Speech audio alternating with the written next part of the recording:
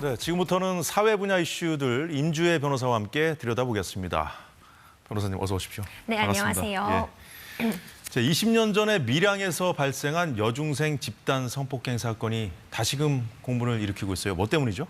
그렇습니다. 이 사건 많은 분들 기억하고 계실 텐데 정말 안타까운 사건이었습니다. 이 사건의 주동자들 중 가해자로 지목된 44명 가운데 사실상 처벌을 받은, 그러니까 전과가 남을 정도의 처벌을 받은 사람은 한 사람도 없었기 때문에 또 많은 분들의 공분을 샀던 그런 사건이었었거든요. 네. 이와 관련해서 최근 다시 논란이 되고 있습니다. 한 유튜버가 이 중 주동자로 알려진 현재까지 신분이 이렇게 노출되지 않았던 한 가해자의 신원을 공개하면서 다시금 이 사건이 좀 수면 위로 올라오게 되었는데요. 이 유튜버는 이 가해자에 대해서 한 식당에서 일하고 있는 것으로 지금 밝혀졌다 이렇게 알리고 있는데 문제는 이 식당이요 굉장히 유명한 식당이었습니다. 특히 이런 맛집들을 소개하면서 굉장히 홍보 효과도 누리게 해줬던 백종원 씨의 그런 유튜브에서도 등장했던 그런 식당이었기 때문에 굉장히 인기리에 사람들이 굉장히 많이 방문하는 식당이었거든요. 그런데 이 백종원 씨와 함께 등장하는 이 영상에서도 이 가해자의 모습을 확인할 수 있는 겁니다. 이와 관련해서 가해자가 이렇게 버젓이 잘 살고 있는 부분, 이런 부분에 대해서 다시 한번 공분이 일면서 이 사건이 다시 수면 위로 올라온 상태입니다. 그렇군요.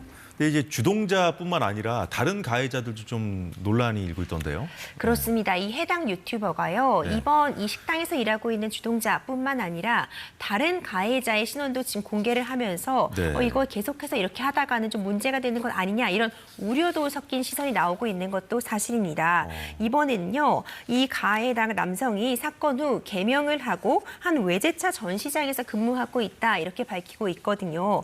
이런 근무 사실이 지고 나니까 해당 외제차 전시장은 많은 사람들의 그런 불만 어린 그런 글로 게시판이 도배가 되게 되었고 이 해당 외제차 전시장도 이번 사안을 굉장히 엄중하게 바라보고 있으며 합당한 조치를 하겠다고 또 바로 밝히는 만큼 점점 파급 효과가 커지고 있습니다. 뿐만 아니라 이전에도 이런 가해자에 좀 동조했던 그런 여학생의 신분이 노출된 일이 있었는데 문제는 이 여학생, 그러니까 당시에 좀 가해자들을 두둔하고 피해자를 좀 조롱하는 듯한 발언을 인터넷상에 남겨서 많은 분들의 공분을 샀었는데요.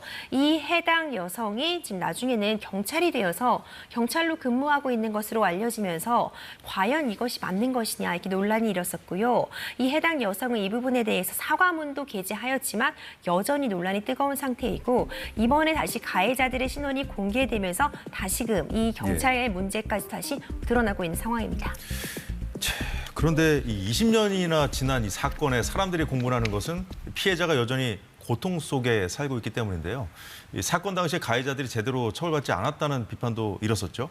그렇습니다. 정말 끔찍한 사건이었어요. 당시 고등학생이던 가해자 44명이 여중생들을 성폭행한 정말 엄청난 국민적으로도 큰 관심과 비롯해서 어떻게 이런 일이 있을 수 있나 그런 공분을 샀던 사안이었는데요. 문제는 이게 지금 20년 정도 지난 사안이잖아요. 당시만 해도 어떤 성인지 감수성이라는 부분이나 양형 기준 부분이 현재의 지금 수준에 훨씬 미치지 못했던 것은 사실입니다. 그렇다 보니까 이 44명 중에요. 정식으로 기소된 사람은 10명에 불과했습니다. 그리고 나머지 가해자에 대해서는 합의를 했기 때문에 공소권이 없음 처리가 된다거나 바로 소년부로 보내졌거든요. 그런데 많은 분들이 당시에도 문제점으로 지적이 되던 게요.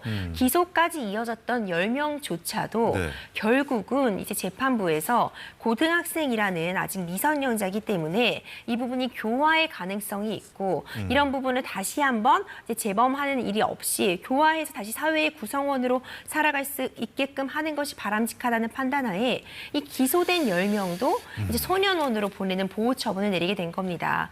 그렇기 때문에 우리가 흔히 말하는 이 소년 처분은 소년원에 가게 되는 건데 이 소년원에 가게 되는 처분은 사실상 어떤 기록이 남지 않습니다. 우리가 흔히 부르는 전과가 남는 것은 아니고 어디까지나 보호 처분이라고 볼 수 있거든요. 그렇기 때문에 실질적으로는 가해자가 44명이나 있었는데 한 명도 어떤 형벌을 받은 것은 아니다.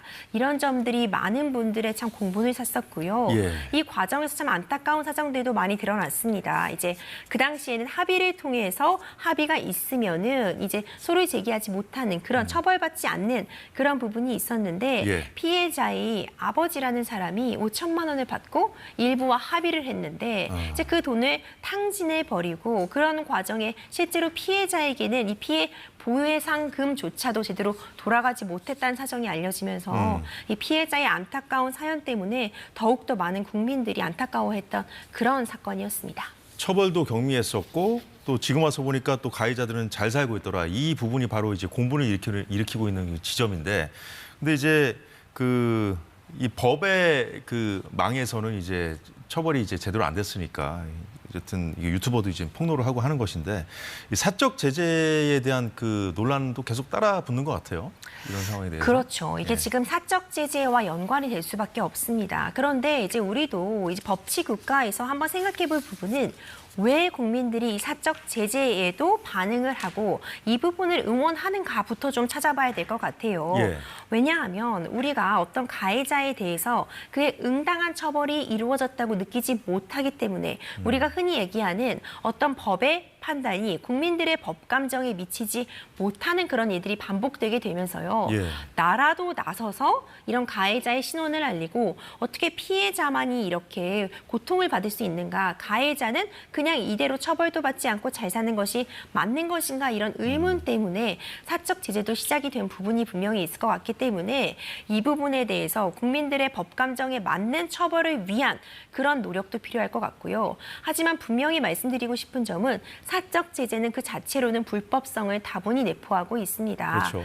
예. 이게 어떤 통제하는 시스템이 마련되어 있지 못하다 보니까 만에 하나 잘못된 억울하게 사적 제재로서 가해자로서 내몰리는 상황이 있다면 그 사람, 그 새로운 피해자는 사실 그 피해를 회복할 길이 없거든요. 예. 그리고 또 어떤 가해자의 신원이 노출됨에 따라서 사실상 가해자와는 관계가 없는 주변 사람들, 가족들 이런 사람들이 피해를 볼 우려도 있기 때문에 이 부분 분명히 사적 제재는 주의할 필요가 있고 이 자체도 범죄로서 명예훼손이라든가 기타 형사처벌의 대상이 된다는 점은 분명히 말씀드리고 싶지만 다만 다시 한번 강조드리고 싶은 건 왜 국민들이 사적 제재를 통해서라도 가해자에 대한 신원을 공개하고 어떤 제재가 뒤따라야 된다고 생각하는 것인지 이 부분에 대해서는 우리 사법체계도 반드시 반성이 필요할 것 같습니다.